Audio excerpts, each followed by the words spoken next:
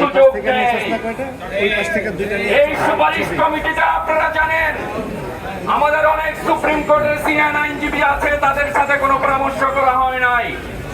বিচারপতি সাবেক বিচারপতি রয়েছেন, তাদের থেকেও কোনো ধরনের যেই সংস্কার কমিশন আছেন ওনাদের নিজেদেরই সংস্কার প্রয়োজন আমার মনে হয়।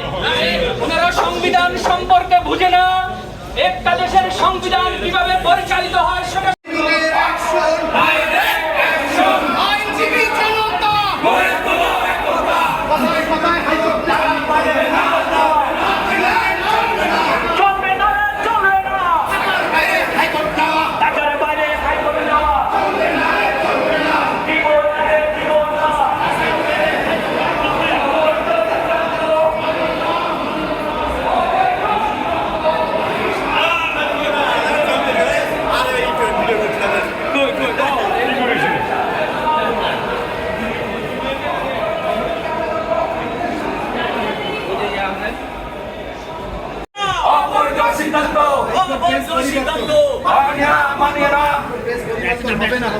বন্ধুরা আপনারা জানেন হাইকোর্ট ডিভিশন বিভাগীয় শহরে যে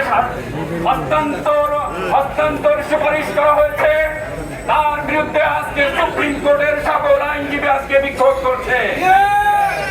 আজকে আমরা এই বিক্ষোভ সমাবেশ থেকে বলতে চাই, আপনারা যে ধরনের সুপারিশ এনেছেন সেই সুপারিশ সম্পূর্ণরূপে বাংলাদেশের মাটিতে